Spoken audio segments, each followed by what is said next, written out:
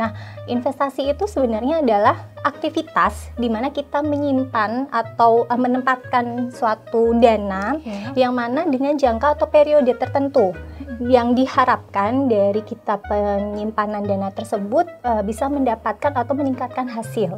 Nah, makanya kenapa kita bisa mulai dari reksadana, karena reksadana ini sangat personalize ya, dalam artian bisa dibuat sesuai dengan kebutuhan dan keinginan kita gitu. Karena tadi ada resiko yang paling kecil, kemudian bertahap agak sedikit naik gitu kan resikonya sampai dengan yang paling besar. Kita bisa mulai dari yang kecil dulu, nanti kita belajar sedikit-sedikit gitu kan, baru kita bertahap mungkin kita mencoba dari produk yang agak lebih beresiko. Kenapa? Karena sesuai dengan prinsip investasi high risk, high return.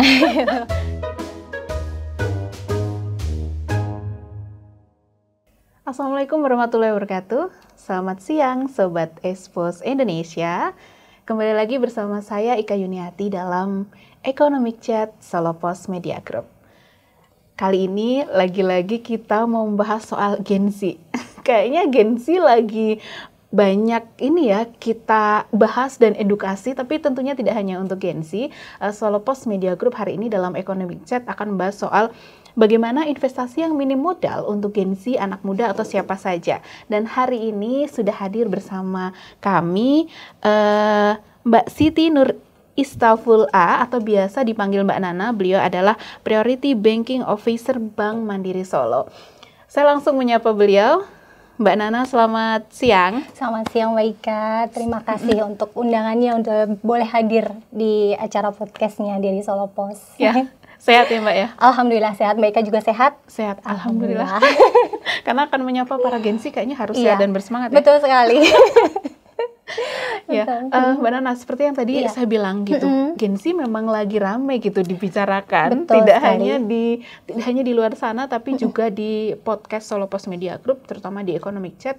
Kenapa begitu? Bukan karena kita underestimate atau mungkin menyalahin Gen Z karena nggak investasi, nggak. Tapi justru karena Gen Z ini kan adalah generasi yang ini lagi rame-ramenya, ini ya sering dibicarakan, mereka juga cukup aktif gitu. Makanya investasi atau apapun selalu menyasar Gen Z gitu. Nah, menurut Mbak Nana sendiri ya, sebagai orang yang lama di bidang perbankan gitu, bagaimana sih situasi anak muda dan investasi saat ini, terutama di Solo misal? Oke, jadi memang kalau untuk saat ini kalau kita lihat Gen Z ini kan memang mereka antusiasnya sebenarnya cukup tinggi ya untuk mereka mencari tahu untuk terkait investasi seperti apa dan bagaimana gitu. Belum lagi juga dari media sosial, mereka kan sangat ini sekali ya lekat dengan media sosial saat ini gitu, yang mana sepertinya mereka nggak pernah ketinggalan handphone, kebetulan juga mereka juga nggak ketinggalan informasi update gitu. Nah, pastinya kenapa sekarang happening banget, karena memang kita bisa masuk dari Gen Z ini, jangan sampai mereka tidak belajar gitu untuk informasi atau terkait investasi gitu. Nah, padahal investasi ini kan memang jenisnya itu banyak banget ya Mbak Ika, yang kita bisa tahu, ada yang resmi dan tidak resmi gitu kan. Jadi dan mereka pun juga kalau melihat sangat-sangat melihat tren-trennya itu sendiri juga banyak sekali gitu. Nah, padahal sebenarnya apa sih investasi gitu kan? Kadang kita juga pengen tahu arti investasi itu sendiri gitu. Nah, investasi itu sebenarnya adalah aktivitas di mana kita menyimpan atau menempatkan suatu dana yang mana dengan jangka atau periode tertentu yang diharapkan dari kita penyimpanan dana tersebut bisa mendapatkan atau meningkatkan hasil. Jadinya dari yang kita simpan sekarang berapa, terus kemudian nanti ke depannya jadi berapa, seperti itu. Nah, itu yang sebenarnya sangat dibutuhkan para generasi muda ini, agar ketika nanti mereka itu dewasa, ketika mereka itu nanti sudah berkeluarga, mereka bisa menata dari sisi finansialnya. Jangan sampai dengan kondisi yang kita tahu saat ini, banyak yang berhutang, belum dengan yang lain-lain. Berarti secara finansialnya ini masih belum tertata dengan baik nih, seperti itu Mbak Ika. Jadi belum teredukasi mungkin. Karena kalau misal kita baca berita atau beberapa kasus yang berkaitan dengan pinjol dan lainnya, Gen Z atau anak muda lain ya, itu selalu sangat dekat, sangat erat kaitannya dengan pinjol dan lain. Mungkin itu juga karena gaya hidup dan itu mereka belum bisa untuk memprioritaskan ya, itu dia. Jadi apa sih yang jadi prioritas hidup mereka gitu. Kemudian juga mungkin mereka lebih banyak, kalau Gen Z sekarang itu lebih ke tren ya. Jadi trennya apa ngikut, ini apa ikut gitu. Tapi belum tahu apa sih sisi positifnya seperti itu, sehingga akhirnya tadi terjebak dengan pinjaman online gitu kan, atau investasi-investasi yang tidak resmi seperti itu. Ya. Yang paling menyedihkan sebenarnya ini juga ya, kasus soal selain pinjol adalah judi online. Betul. Itu juga banyak yang kena ke Gen Z. Iya. Kayaknya tuh relate dengan Gen Z itu adalah digital aktif. Ada istilah digital aktif tuh Mbak Nana. Jadi bahwa Gen Z itu sudah kenal dengan internet sejak dia lahir sampai sekarang. Gen Z itu berarti SMA ya? SMA ya, 17-an sampai under 30 gitu. Mereka sangat aktif dengan digital, otomatis sangat terpapar gitu. Betul. Ya. Jadi harus sangat tahu soal investasi. Gitu. Dan kadang mungkin kita sendiri mungkin kalah dengan mereka ya. Mereka lebih firm dan lebih tahu menggunakan gadgetnya mereka itu, mereka lebih bisa gitu. Nah, tapi jangan sampai hal ini jadi hal yang negatif tadi. Nah, bisa mungkin apalagi kita dari perbankan, kita juga berusaha bagaimana caranya agar Gen Z ini juga mulai belajar nih terkait dengan edukasi finansialnya mereka seperti itu. Jadi ini tugasnya Mbak Nana ya? Iya. Siap dong. Tugasnya Mbak Nana. Tugas kita semua nih ya kalau di perbankan nih sebenarnya. Tugas media juga. Media ada salah satu tujuannya yakni edukasi edukasi dan pendidikan. Kalau bicara tadi Gen Z dan investasi gitu, tapi memulai investasi itu memang harus dari usia Gen Z ya Mbak. Gen Z kita ibaratkan berarti 17 tahun ya? Atau dari SD harus sudah dimulai atau gimana tuh? Sebenarnya kalau untuk mulai investasi Mbak Ika, itu tidak ada batasan usia. Kapanpun dan berapa usia pun itu sudah bisa. Dalam artinya seperti ini. Mungkin kalau yang tadi dengan finansial teknologi atau pembukaan rekening di bank atau lembaga keuangan yang lain, mau tidak mau kita harus sudah memiliki identitas atau paling tidak berusia 17 tahun. Tapi kalau misalkan kita pengen tapi belum bisa, biasanya ada beberapa platform itu yang bisa mulai untuk latihan belajar berinvestasi gitu. Jadi sebenarnya tidak ada batasan usia sih Mbak, kalau menurut saya untuk kita belajar investasi. Maupun itu masih muda ataupun tua, selama kita mau dan kita mau mengetahui apa itu investasi, boleh seperti itu. Iya. Jadi sejak masih kecil pun juga, atau mungkin malah sejak kecil harus sudah dikenal. Sudah paling tidak biasanya dari orang tua gitu. Jadi kalau misalkan kami misalkan dengan anak-anak, mungkin kita biasanya kan beberapa itu kan sudah ada tabungan anak-anak gitu ya. Nah, itu mulai dari situ juga bisa gitu. Dan saya ada beberapa juga nasabah itu juga sudah mulai melatih untuk anak-anaknya, dia dibukakan rekening sendiri, mereka belajar untuk menabung atau berinvestasi sendiri gitu. Baru nanti setelah mereka memiliki identitas, mereka sudah memiliki KTP, baru mulai dengan nama sendiri, biasanya seperti itu gitu. Jadi sebenarnya nggak ada batasan sih Mbak, siapa aja boleh, tapi memang mungkin lebih fokus ke teman-teman Gen Z ini yang mereka pastinya sudah punya identitas, mereka sudah secara hukum sudah boleh melakukan pembukaan rekening atau mungkin dengan produk investasi yang lain, itu mereka mungkin lebih luas ya, jadi leluasa untuk bisa berinvestasi seperti itu. Karena kalau udah punya kartu identitas KTP lah ya, dia udah punya kesadaran untuk melakukan investasi secara mandiri. Tapi menarik tadi Mbak Nana bilang bahwa di Bank Mandiri gitu bahkan sudah ada yang namanya rekening anak. Berarti memang sangat concern ya terhadap investasi bahkan sejak dini gitu. Orang tua harus. Jadi biasanya kalau di kami itu memang kalau untuk yang khusus rekening anak itu ada yang namanya tabungan sendiri gitu ya Mbak ya. Jadi memang kita buka untuk yang masih bersekolah gitu. Biasanya kami kerjasama dengan sekolah-sekolah seperti itu. Nah, nanti secara bertahap ketika nanti si anak ini sudah memiliki KTP, kita bisa ubah nih ke rekening yang lebih luas lagi nih, bisa mulai juga berarti untuk investasi seperti itu ya. Keren ya, banyak instrumennya Iya. yang mendukung. Banyak banget sebenarnya, Mulai dari, iya. dari kecil sampai mungkin nanti remaja, terus sampai Betul. sudah 17 tahun sudah bisa memutuskan untuk investasi sendiri. Betul sekali. Nah, iya. kalau menurut Mbak nih, investasi yang cocok untuk anak muda gitu, terutama Gen Z yang dia baru punya KTP, itu Iya. apa aja kira-kira? Kalau saat ini kita mungkin investasi yang lebih cocok buat teman-teman Gen Z ini lebih arahnya ke reksadana gitu. Kenapa reksadana? Yang pertama, reksadana ini adalah suatu wadah instrumen investasi yang mana dia menghimpun dana dari masyarakat yang dikelola oleh badan hukum atau yang kita sebut manajer investasi. Nah, di situ mereka akan menempatkan dana investasinya itu ke instrumen-instrumen seperti obligasi, saham, atau instrumen pasar uang lainnya. Yang mana kita tidak perlu memantau sendiri. Jadi kita nih sudah dibantu oleh orang profesional yang kita sebut tadi manajer investasi ini tadi untuk membantu mengelola dana kita yang kita sebut tadi reksadana seperti itu. Nah, reksadana ini pun bisa dimulai dari nominal kecil. Nah, tapi sebelum kita ke nominal, mungkin ada baiknya saya sedikit menjelaskan terkait reksadana ini, yang mana reksadana dibagi ke beberapa produk. Nah, apa aja tuh, beberapa produk ini yaitu reksadana pasar uang, reksadana pendapatan tetap, reksadana campuran, dan reksadana saham. Nah, reksadana ini tadi dibagi ke beberapa profil resiko. Nah, makanya kenapa kita bisa mulai dari reksadana, karena reksadana ini sangat personalis ya, dalam artian bisa dibuat sesuai dengan kebutuhan dan keinginan kita gitu. Karena tadi ada resiko yang paling kecil, kemudian bertahap agak sedikit naik gitu kan resikonya sampai dengan yang paling besar.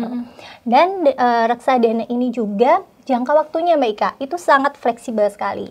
Kapanpun kita mau butuh dana, dia tidak ada yang namanya jatuh tempo. Kan kalau kita mungkin tahu produk deposito ya, itu kan ada jangka waktunya nih gitu kan. Kalau belum jatuh tempo kita cair kena biaya gitu kan. Nah, tapi kalau reksadana ini tidak gitu. Jadi di anytime kita bisa jual, kita bisa cairkan sesuai kebutuhan kita gitu. Nah, yang bisa kita mulai dari yang paling kecil dulu, kita bisa mulai dari reksadana pasar uang. Nah, reksadana pasar uang ini dia tidak ada yang namanya biaya-biaya. Jadi biaya pembelian dia tidak dikenakan, biaya penjualan ataupun switching itu juga mohon maaf untuk biaya penjualan dan pembelian tidak ada pengenaan sama sekali gitu. Dan kapan saja dicairkan kurang lebih H+2 estimasi dana sudah ready gitu dengan nominal minimal Rp10.000 saja Mbak. Mudah dan sangat murah kalau saya bilang ya untuk memulai investasi. Jadi jangan ada bayangan kita investasi itu harus nominal besar atau harus kemana gitu. Nah, itu yang pasti kita harus tahu dulu apa yang mau kita simpan gitu Maika. Dan kalau bicara Gen Z memang Gen Z friendly ya, 10.000. Betul, 10.000 loh Mbak. Ibarat kata kayak kita mau sama Starbucks aja lebih mahal Starbucks loh gitu kan. Makanya semurah itu dan segampang itu kalau kita memang mau niat untuk berinvestasi seperti itu ya. Itu kalau misal adik-adik yang Gen Z masih sekolah bisa mengumpulkan uang saku misal seminggu sekali gitu. Bisa ya Mbak ya? Bisa banget gitu karena reksadana. Saya rasa kalau kita lihat anak-anak zaman sekarang nih ya Mbak ya, kalau jajan itu udah nggak kayak dulu ya, jajannya di depan sekolahan. Sekarang ada itu tuh di Starbucks, kafe, belum ke fast food yang lain kayak gitu. Itu yang saya rasa dengan 10.000 mereka menyisihkan nggak sulit sepertinya ya. Iya, sangat mudah sepertinya ya, gitu untuk masa depan ya. Betul sekali, apalagi itu hal yang lebih positif ya seperti itu. Tapi kenapa ini apa sudah lama Mbak program reksadana di Mandiri yang juga menyasar anak muda? Atau kalaupun baru, kenapa tiba-tiba anak muda nih yang menjadi concern dari Mandiri? Ya, jadi memang untuk kalau untuk produk reksadana sendiri ini memang sudah cukup lama kami launching, tetapi memang pada saat zaman dulu itu ketentuannya memang ada perubahan-perubahan dari sisi nominalnya juga, dari sisi produknya sendiri gitu. Sampai sekarang kita melihat sepertinya pemerintah sendiri pun juga concern terhadap anak-anak muda ini gitu. Jadi agar mereka tadi tidak terjerat dengan hal-hal yang negatif ya, seperti pinjol, judi online dan lain sebagainya, maka dari pemerintah dan mungkin dari dari yang terkait, gimana caranya sih kita bisa mulai berinvestasi dengan nominal yang minimal tapi bisa menghasilkan yang lebih maksimal. Seperti itu. Kalau di Solo sendiri seberapa besar animo anak muda terhadap reksadana ini, Mbak? Cukup besar sih, Mbak. Kami pun juga sudah ke beberapa sekolah ataupun kampus untuk bisa mengedukasi terkait dengan reksadana ini gitu, dan cukup antusias sekali mereka untuk belajar seperti apa sih reksadana dan bagaimana kita mengelola keuangan kita dari mulai dini, seperti itu mereka. Dan banyak yang follow up, Mbak, setelah mungkin sosialisasi ke kampus atau sekolah gitu? Dari teman-teman banyak yang ikut juga join gitu, dan kebetulan kan kami ada divisi sendiri ya yang untuk membantu untuk teman-teman yang pengen tahu terkait dengan investasi seperti apa di Bank Mandiri, seperti itu Maika. Berarti Bank Mandiri juga cukup aktif ya mengedukasi, tidak hanya punya program tapi juga ke sekolah-sekolah gitu. Juga ya. Jadi memang kami selain tadi yang kita sebut produk kita ini Livin Mandiri ya Mbak Ika ya. Jadi dari Livin Mandiri ini kita juga pingin selain kita menginformasikan terkait mobile banking kami, juga kita juga mengedukasi untuk teman-teman Gen Z ini bahwa dengan satu aplikasi aja kita bisa nyimpan, kita bisa transaksi, itu satu aplikasi sekaligus seperti itu. Berarti di Livin bisa? Di Livin, betul sekali. Di situ bisa dari rumah ya investasinya? Bisa dari mana saja gitu. Kita mau ngapa-ngapain juga bisa langsung dari situ. Cukup mudah satu aplikasi. Sangat mudah. Tapi kalau untuk cara daftarnya nih Mbak, misalnya ketika ada anak-anak muda gitu mau memulai, apakah harus ke Mandiri dulu untuk bisa konsultasi? Kan tadi dibilang ya harus tahu misal portonya dia, tujuan investasinya apa gitu. Jadi lebih enaknya itu ke Mandiri dulu untuk konsul atau langsung aja nih misal pakai aplikasi Livin dan mulai langsung dari situ? Jadi kalau untuk memulai itu memang pilihan ya, kembali lagi tergantung dari kita ada waktu atau tidaknya gitu.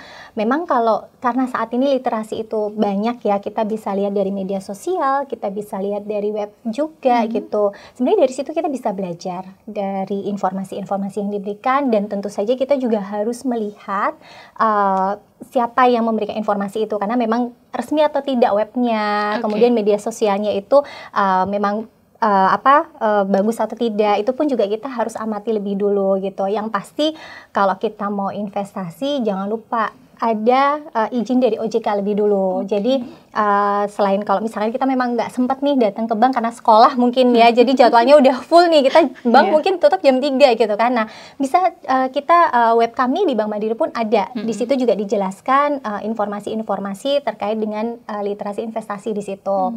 Nah, kemudian kalau misalkan memang pengen kita nyoba untuk buka, itu pun juga sangat mudah Mbak Ika. Karena di Livin ini tidak harus datang ke bank. Kita download dari Play Store atau dari App Store gitu, kita langsung bisa daftar walaupun kita belum punya rekening gitu. Jadi dari situ kita bisa langsung melakukan pendaftaran, kurang lebih H+1 itu sudah untuk Livin Investasi ya, kami sebut untuk yang produk investasi itu di Livin Investasi sudah bisa langsung untuk bertransaksi gitu. Tanpa dia punya rekening Mandiri? Misal belum punya? Kalau untuk ini pada saat kita buka dia sudah harus otomatis buka rekening dulu, karena memang untuk penampungan dana kita menggunakan rekening di Bank Mandiri terlebih dahulu, seperti itu. Iya. Dan biasanya kalau yang bikin itu adalah bank pemerintah, itu biasanya lebih secure. Betul sekali, yang pasti ya. Kalau bicara soal security kan kadang banyak juga ya, misal anak muda atau siapapun gitu yang ragu untuk investasi, nanti takutnya uangnya hilang atau takutnya reksadananya pas lagi nggak kemudian dananya malah berkurang gitu. Betul. Nah, kembali lagi sebelumnya. Jadi yang kita harus perhatikan ketika kita memilih untuk platform ataupun mungkin lembaga keuangan yang kita ingin menempatkan dana, yang pasti kita harus cek dulu fundamentalnya, perusahaannya ini baik atau tidak. Kemudian juga pasti dengan ada izin dari OJK atau tidak gitu. Jangan sampai kita nggak tahu sama sekali nih platform ataupun lembaga keuangan yang akan kita pakai gitu. Kita nggak tahu ini sudah berizin dengan OJK atau tidak, terus resmi atau tidak. Nah itu kita harus form itu dulu. Ketika itu sudah oke, ini terdaftar di OJK, ada tempatnya dan segala apa, dan kita tahu memang ini bagus, baru kita mulai untuk masuk di situ. Nah, kemudian setelah itu kita juga harus tahu nih resiko dari diri kita yang mau berinvestasi, karena tadi ada pilihannya banyak sekali. Nah, apakah kita bisa melihat atau bisa menerima resiko dengan dana yang naik turun, atau kita mau yang stabil-stabil aja. Nah, itu kita perlu harus perhatikan juga, Mbak Ika. Ada pilihannya juga ada ya pilihan soalnya. juga, betul. Nah, di situ nanti akan sebelum akan masuk lebih jauh, customer ini akan diminta untuk risk profile lebih dahulu. Jadi agar produk yang nanti dia pilih investasinya ini bisa sesuai dengan kebutuhan dan karakteristiknya. Seperti itu. Jadi setelah nanti pengisian risk profile selesai, akan terinformasi di situ, oh Mbak Ika nih ternyata konservatif. Nggak bisa kalau nanti naik dan turun gitu. Oh berarti kan produknya. Nah, kan kita harus sesuaikan itu. Jangan sampai kita baru memulai investasi sudah langsung yang spot jantung jadi kapok nanti gitu kan. Itu yang banyak terjadi karena informasi mungkin kurang lengkap sehingga terus jadinya kapok kita berinvestasi dan takut gitu. Padahal sebenarnya itu bisa disesuaikan gitu. Nah, dari situ baru kita memilih produk apa sih yang misalkan tadi kalau misalkan contoh Mbak Ika nih konservatif nih gitu ya.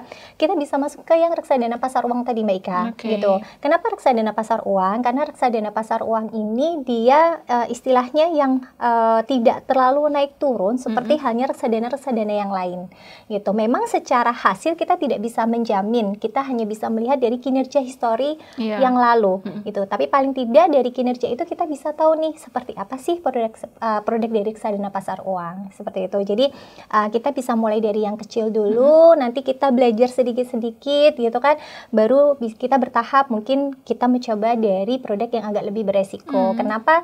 Karena sesuai dengan prinsip investasi high risk, high return.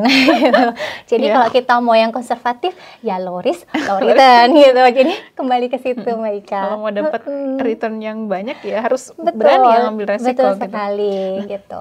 Kira-kira nih Mbak, untuk bisa menaikkan level dari yang low risk tadi, kemudian aku berani nih untuk high risk, biasanya tuh teman-teman butuh waktu berapa lama?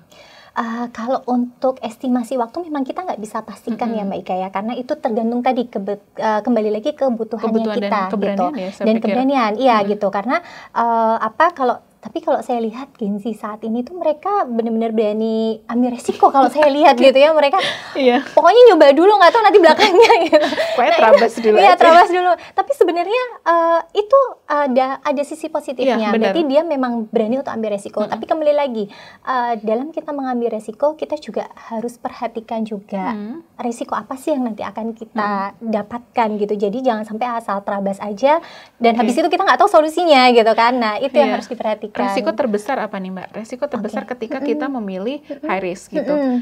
Siapapun ya, mungkin baik Gen Z maupun yang milenial atau Gen X sekalipun. Nah, resiko terbesar apa?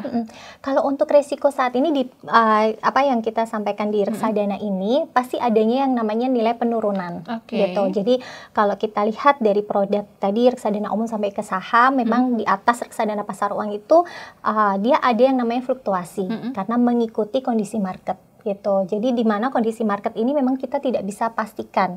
Dia bisa naik dan bisa turun dengan setiap saat gitu. Hampir semacam seperti saham ya gitu. Nah, di sini kita lebih tekankan kalau kita memang mau belajar investasi, kita bisa melihat dengan jangka waktunya gitu. Di mana kalau kita memang ingin mendapatkan hasil yang lebih maksimal, pasti jangka waktunya lebih panjang, itu lebih maksimal gitu. Tetapi reksadana ini kita bisa sesuaikan juga sebenarnya yang tadi saya sampaikan ya. Mau yang jangka pendek boleh, mau yang jangka panjang boleh, atau jangka menengah juga boleh. Tapi kalau untuk yang beresiko yang tadi Mbak Ika sampaikan, karena ada fluktuasi nilai naik dan turun, saya lebih saran ke jangka panjang gitu. Dimana jangka panjang ini secara risk appetite-nya dia akan lebih terukur. Kita bisa lihat, dengan kondisi market dari 5 tahun yang lalu sampai 5 tahun yang akan datang tuh kita bisa melihat pergerakannya seperti apa, sehingga kita bisa mengukur resiko kerugian dan keuntungan yang akan kita dapat gitu. Dan yang lebih enak lagi, Mandiri itu bisa bantuin itu Mbak. Yang mana kita ada aplikasinya nanti di installment plan. Itu beda dengan sama di Reksadana, di dalam Reksadana yang mana itu bisa membantu teman-teman Gen Z ini untuk lebih disiplin. Iya, karena namanya investasi itu wajib disiplin. Nggak bisa ya, aku sebulan sekali nggak punya uang. Sebenarnya bukan gitu juga sih Mbak. Jadi dalam artian disiplin ini disiplin dalam menyisihkan dana kita gitu. Jadi kalau misalkan kita dapat uang saku nih, jangan sampai uang saku ini kita habis sekaligus gitu. Tapi ada nih sebagian yang kita sisihkan untuk nabung tadi itu, untuk investasi atau nabung. Nah, kita bantu kalau misalkan kadang suka lupa kita investasi padahal uangnya yang kita siapin udah ada, kita bantu dengan installment plan. Jadi sistem installment plan itu kayak kita beli secara bertahap gitu, averaging. Nah, itu akan lebih menguntungkan. Jadi nanti dia ada alarm gitu mengingatkan ketika dia bukan alarm tapi langsung sistem, Mbak. Ketika ya, sudah waktunya pemotongan dia langsung otomatis. Jadi kita lebih disiplin kan, istilahnya kita nggak harus nunggu besok, misalkan kita nyesuai ini dan itu bisa diubah setiap saat, Mbak. Jadi kapan saja kita mau ubah tanggalnya, kita mau ubah untuk nominalnya, itu bisa kapan saja. Itu gitu. Di Livin juga? Di Livin juga. Gitu. Ini cukup membantu ya Mbak, mulai dari kita pengen tahu profil kita, resiko, kemudian langsung investasi sampai tadi diarahin bagaimana disiplin berinvestasi di Livin itu. Iya, jadi itu semua sudah jadi satu paket. Kita bisa milih sesuai dengan kebutuhan, jangka waktunya, dan resikonya kita bisa tahu, bisa di situ juga gitu. Jadi kembali lagi sih, yang namanya investasi itu memang bukan suatu hal kewajiban, tapi sesuatu yang mungkin kita wajibkan untuk diri sendiri gitu. Maksudnya gimana ya, maksudnya jangan sampai nanti kita terlambat untuk mulai investasi gitu. Jadi sebisa mungkin diri kita untuk mewajibkan atau mengalokasikan dana untuk kita mulai berinvestasi seperti jadi itu. Istilahnya tadi menyisihkan ya, bukan uang sisa. Jadi kayak menyisihkan. Sisa akhir bulan nih sisanya berapa nggak ya? Jangan kalau bisa gitu. Takutnya nanti nggak ada sisa. Kalau menyisihkan kan berarti di awal. Sudah di hari awal. Baik kalau yang pelajar mungkin uang saku di awal gitu, atau yang pekerja di awal sudah disiapkan gitu. Karena kan kalau kita nih sebagai seorang financial planner kan kita juga harus sudah mulai menyisihkan atau mengelola ya. Berapa persen sih dana darurat, berapa persen itu dana operasional, berapa persen yang harus kita investasikan gitu. Nah, sebenarnya ini bisa nggak ada ketentuan baku, tapi kita bisa sesuaikan dengan kebutuhan kita. Tapi paling tidak dana-dana ini tadi kita siapkan seperti itu. Minimal berapa Mbak? Idealnya gitu investasi per bulan berapa persen pendapatan? Untuk sebenarnya nggak harus banyak sih Mbak, 10-20% sih sebenarnya sudah cukup. Yang penting kita konsisten dan disiplin gitu. Karena investasi kan tadi tidak harus mulai banyak, yang penting kita konsisten dan disiplinnya itu aja sih. Kayak gitu. Jadi kalau saya rasa dari 10-20% pendapatan kita nggak terlalu besar ya untuk kita mulai beralih ke investasi. Seperti nah, itu. Kalau untuk Gen Z dan anak muda gitu, maaf ya Gen Z, diuplek-uplek dari tadi. Ini ya. Karena Gen Z memang tonggak saya pikir ya. Maksudnya kalau misal kita bicara milenial dan Gen X, ini sudah perjalanannya udah cukup panjang, 35, 40-an, 50, tapi Gen Z masih sangat muda, jadi memang harus kita terus dorong untuk investasi gitu. Nah, Gen Z adalah beberapa yang masih sekolah atau kuliah kan belum punya pendapatan nih Mbak. Tadi Mbak bilang harus konsisten menyisihkan. Gimana, ada nggak tips gitu supaya adik-adik anak muda yang di luar sana bisa konsisten gitu setiap bulan minimal? Gimana caranya? Jadi kembali lagi untuk caranya itu yang pertama kita harus ada kemauan gitu. Kita harus ada kemauan bahwa saya harus nyisihin nih untuk mulai belajar investasi. Yang kedua, kita harus tadi kita tahu kebutuhan kita. Kalau sekolah kan sebenarnya kebutuhannya belum banyak ya, belum ada kebutuhan dana darurat dan lain-lain. Nah, kita mulai mengerem mungkin hal-hal yang atau belanja-belanja atau konsumsi-konsumsi yang mungkin kita nggak terlalu butuhkan gitu. Jadi nggak yang saat ini mungkin tren-tren yang aneh-aneh atau apa gitu ya. Jadi mungkin bisa dikurangi sedikit-sedikit gitu kan. Yang bukan kebutuhan anak sekolah tuh seperti apa gitu. Nah, itu yang akhirnya nanti akan kelihatan nih berapa sih yang bisa kita sisihkan di dalam setiap bulannya. Saya rasa kalau tadi saya bilang 10.000 pasti bisa gitu kan untuk bisa belajar investasi seperti itu. Yang saya sampaikan makanya tadi hanya 10-20% aja sih sebenarnya dalam 1 bulan ya yang kita bisa sisihkan. Dan ketika nanti sudah di installment plan itu mereka tidak ada dalam artian kalau udah sebulanan gitu terus saya ada uang lebih, boleh nggak sih nambah gitu? Itu boleh banget gitu. Jadi walaupun kita udah disiplin nih, setiap bulan kita sudah di debit secara otomatis, kok kebetulan habis ada besok lebaran ada uang tambahan nih gitu kan, lebih gitu, daripada ini nanti habis buat mungkin hal-hal yang mungkin kita nggak tahu, kita top up kan saja gitu. Itu bisa. Jadi tidak ada batasan walaupun kita sudah ikut bulanan. Kalau misalkan kita ada dana lebih, kita langsung beli secara manual pun juga nggak masalah. Dia akan langsung menambah dari pokok yang sudah ada. Seperti itu. Sebenarnya kalau investasi anak muda atau Gen Z gitu untuk reksadana, menurut Mbak itu bisa digunakan untuk perencanaan keuangannya seperti apa? Apakah misal itu bisa awal mula Gen Z untuk memastikan pendidikannya nanti lebih secure ke depan, atau sampai dia kuliah S1, S2 misal, atau mungkin bisa jadi perencanaan keuangan ketika dia menikah atau punya rumah gitu, bisa nggak melalui reksadana tuh? Itu bisa banget Mbak. Jadi kalau misalkan kita sudah ada nih prioritas kita ketika pengen nanti saya pengen nggak nyusahin orang tua, saya pengen ada sebagian dana yang saya simpan dari sekarang untuk nanti ngebantu saya, tadi mau untuk rumah atau mau untuk sekolah lanjutan atau mungkin nanti untuk menikah dan lain sebagainya. Reksadana itu sangat memungkinkan. Kenapa? Karena kita bisa melihat tadi secara histori, kemudian kita ada simulasinya Mbak. Kalau kita punya duit segini, nanti setelah 10 tahun atau 15 tahun atau 20 tahun ke depan itu jadi berapa sih estimasinya? Itu kita bisa simulasikan. Ada gitu. Jadi sebenarnya itu enak banget. Kenapa? Karena kita bisa tahu berapa sih yang harus kita sisihkan tiap bulan untuk kita bisa mencapai nilai yang kita pinginkan kayak gitu. Katakanlah contoh tadi saya coba iseng-iseng nih, misalkan saya sudah ada tabungan nih dari orang tua misalkan gitu ya, dikumpul-kumpulin kemarin dapat saya udah bisa punya 20 juta katakanlah. Saya pengen berapa tahun ke depan saya bisa beli mobil sendiri dari uang saya ini. Gimana sih caranya gitu? Mungkin kita SMA udah dikasih modal nih, udah dikumpulin dari kemarin sama orang tua udah disimpenin nih. Wah, Kak, kamu udah punya loh nih, mama udah simpenin nih, kamu udah punya tabungan sekian gitu. Tapi besok beli mobilnya kamu sendiri ya gitu. Nah, itu gimana sih saya harus ngisiin? Nah, itu nanti bisa dihitungkan dari situ berapa, mungkin 10 tahun atau mungkin 15 tahun dia untuk bisa beli kendaraan sendiri. Itu memang sangat mudah dan sangat bisa untuk di reksadana gitu. Jadi udah jadi kayak semacam ini financial planner ya? Betul sekali. Kita bisa pilih nanti yang ini khusus untuk mau beli kendaraan misalkan, yang ini nanti untuk lanjutan sekolah, yang ini nanti buat, itu sangat bisa banget Mbak. Jadi aku langsung install? Boleh loh, sangat boleh. Langsung install sekarang gitu. Itu memang sangat, saya bilang tadi kalau untuk reksadana itu lebih ke personalize gitu. Jadi karena menarik. Bisa sesuai dengan kebutuhan, jangka waktu kita yang atur gitu kan, kemudian juga nominalnya dari yang paling minimal gitu, dan itu kan bisa bertahap ya. Ketika pasti nanti ketika sekarang karena masih sekolah ya udah deh 10.000 dulu gitu ya, nanti udah kuliah gitu ada tambahan penghasilan, mungkin dia part time atau apa gitu kan, ada nambah lagi.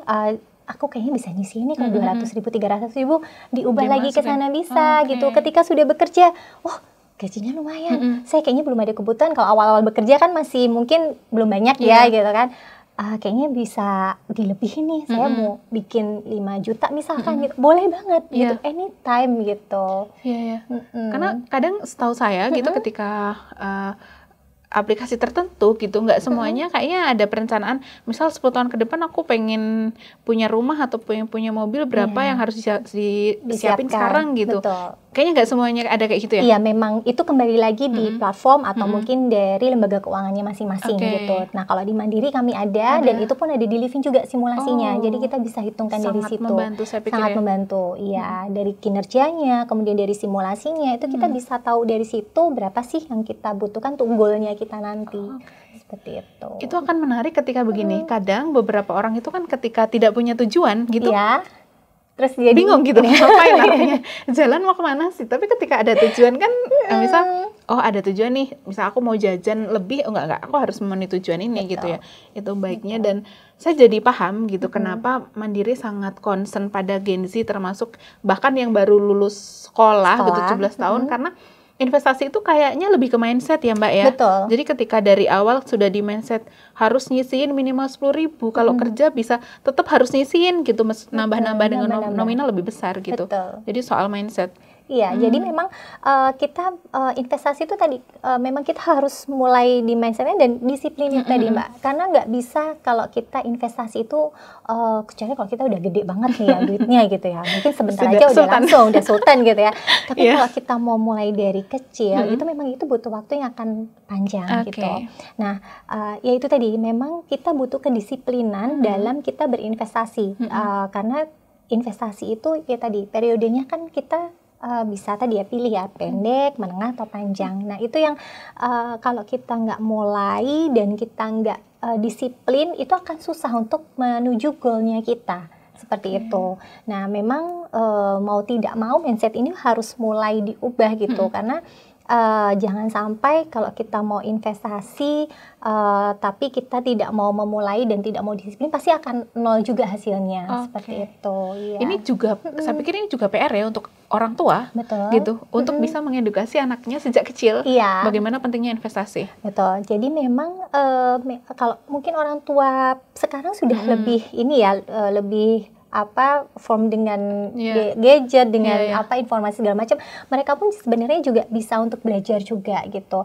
Dan yang saya sampaikan kalau kita berinvestasi memang kalau bisa tidak pada satu keranjang yang sama. Jadi kita memang bagi-bagi ke keranjang beberapa orange. Iya. Itu kalau mau check out. Jadi kita harus bagi-bagi nih agar tadi kita membagi resiko gitu. Ketika yang resiko keranjang A mungkin kurang menarik, kita bisa dapat yang lebih aman di keranjang B atau C gitu. Sehingga reksadana adalah salah satunya saja instrumen investasi yang mudah dan paling gampang untuk kita memulainya. Iya, seperti itu. Bahkan belajar langsung dari Livin pun udah bisa ya. Sudah bisa. Tanpa harus ke Mandiri ketika mereka sibuk misalnya. Betul, itu bisa langsung dari handphone aja kita cuma di rumah buka selesai gitu. Dan kita juga kebetulan selain reksadana kita juga ada produk yang lain baik Kak. Jadi salah satunya adalah surat berharga perdana yang saat ini sedang di-launching oleh pemerintah gitu. ST13, suku tabungan seri 13. Nah, itu juga sangat murah sekali Mbak. Dari mulai 1 juta rupiah kita sudah bisa join pemerintah untuk ikut programnya pemerintah yang mana imbal hasilnya pun sangat menarik juga Mbak. Mungkin sedikit saya spill ya gitu ya. Jadi salah satu jadi kalau kita mungkin ngomongin obligasi itu apa sih gitu ya, itu surat utang. Jadi surat utang yang dikeluarkan oleh negara kebetulan yang untuk saat ini ya surat berharga negara ini yang dengan jangka atau periode waktu tertentu yang memberikan imbal hasil secara bulanan seperti itu. Nah yang saat ini sedang di launching itu adalah suku tabungan seri 13 dengan tenornya ada 2 yaitu 2 tahun dan 4 tahun dengan yang 2 tahun memberikan imbal hasil sebesar 6,4% gross dan yang 4 tahun memberikan imbal hasil 6,5% gross dengan pajak hanya 10% saja. Berbeda dengan tabungan dan deposito. Nah ini juga bisa dibeli langsung melalui Livin Mandiri. Gitu. Dari nominalnya 1 juta rupiah saja. Banyak banget ya. Banget. Sebenarnya satu aplikasi ini ada banyak informasi dan pilihan yang bisa disesuaikan dengan kebutuhannya kita. Mau yang jangka pendek ada, mau yang aman ada, mau yang agak sedikit beresiko tapi dengan aman pun juga ada. Gitu. Kalau tadi bicara Gen-Z bahkan dia yang belum dapat penghasilan ya. Tadi ini juga bisa diterapin untuk siapapun dengan misal karyawan gaji UMR gitu. Kadang kan insecure ya dengan gaji UMR ngapain harus investasi gitu. Buat makan aja mungkin masih kurang gitu. Tapi tetap perlu disisihin meskipun dikit. Iya. Wajib sebenarnya investasi itu pilihan ya tadi kembali lagi ke mindset gitu karena kalau kita mau ngikutin butuh kita mau ngikutin konsumtif itu akan ada terus gitu tapi kalau misalkan kita nggak mulai belajar untuk menyisihkan mulai berinvestasi itu akan berat nantinya ke depannya yaitu tadi akan terjerat ke yang hal-hal itu tadi karena secara kalau kita tadi sudah bisa menyisihkan nih dana yang kita punya kita sisihkan sebagian untuk ke investasi, nah pastinya nanti akan sendirinya akan teratur nih. Oh saya udah punya investasi segini, oke goal saya akan ke sini. Oh berarti kalau gitu saya butuh nih dana yang lain tuh di sini. sendiri. Nah, itu yang akhirnya nanti akan merembet ke hal-hal yang positif lainnya seperti itu. Nah, makanya saya bilang kalau bisa nih investasi ini udah mulai di mindsetkan nih untuk teman-teman Gen Z nih gitu, karena keuntungannya tuh nggak sekarang tapi sampai nanti gitu. Jadi kayaknya ini ya, investasi nggak hanya untuk mencari keuntungan finansial goals-nya, tapi membangun bagaimana kita disiplin keuangan. Itu salah satu hal yang penting yang bisa diperoleh gitu oleh para Gen Z maupun yang lainnya. Nggak hanya Gen Z ya Mbak ya? Nggak hanya, sebenarnya semuanya sih gitu. Tapi karena kita fokusnya nih yang mereka yang biar berlatih dari sekarang gitu, gimana sih caranya untuk mulai berinvestasi gitu. Ya, oke. Takutnya nanti Gen X atau yang lainnya, wah ini bukan untuk saya nih. Jadi nggak perlu investasi. Gitu. Nggak usah, jangan insecure gitu. Ini bisa untuk semuanya. Iya. Oke. Menarik sekali Mbak Nana informasi mengenai reksadana, dan ternyata tadi dengan Livin semuanya bisa kalian lakukan di rumah, termasuk belajar soal reksadana bisa dari Livin ya. Dan ada juga tadi ketika mau merencanakan 10-20 tahun ke depan mau beli apa, di Livin bisa ada simulasinya juga. Menarik. Mbak, mungkin closing statement gitu. Kenapa penting anak muda berinvestasi khususnya reksadana mulai dari hari ini misal? Apa nih closing statement dari Mbak Nana? Jadi kalau kami menyarankan bagi teman-teman Gen Z ini, kita harus mulai untuk disiplin berinvestasi, karena investasi itu untuk bukan hanya kebutuhan saat ini tapi jangka panjang. Jadi ketika teman-teman semua ini sudah mulai berinvestasi, kedepannya teman-teman akan mudah untuk bisa mengelola keuangan teman-teman yang dibutuhkan agar tidak terjerat ke hal-hal yang negatif seperti itu. Ya. Jadi dan investasinya mulai kapan? Mulai hari ini Mbak? Mulai sekarang? Mulai sekarang kalau bisa, jangan tunggu nanti gitu. Kalau bisa mulai dari sekarang. Ya, mulai dari sekarang. Ingat ya adik-adik Gen Z dan semuanya, mungkin karena ini investasi itu bisa diharuskan untuk semua orang, bukan anak muda aja. Iya, siapapun boleh. Makasih Mbak Nana, Priority Banking Officer Bank Mandiri Solo, sudah bergabung bersama kami di Economic Chat dengan tema investasi minim modal untuk Gen Z. Kita berharap ke depan kita ada diskusi lagi ya untuk investasi dan anak muda, karena ini penting banget. Anak muda adalah generasi ke depan yang digadang-gadang untuk generasi penerus bangsa. Jadi kita harus terus bikin mungkin podcast soal edukasi investasi ya dengan Mandiri. Boleh banget, siap Mbak Ika, dengan senang hati. Ya rekan-rekan Sobat Espos yang ada di rumah, terima kasih sudah membersamai kami selama hampir 1 jam. Demikian dari saya dan juga Mbak Nana, salam dari kami. Wassalamualaikum warahmatullahi wabarakatuh. Waalaikumsalam warahmatullahi wabarakatuh. Terima kasih. Dadah, terima kasih semuanya.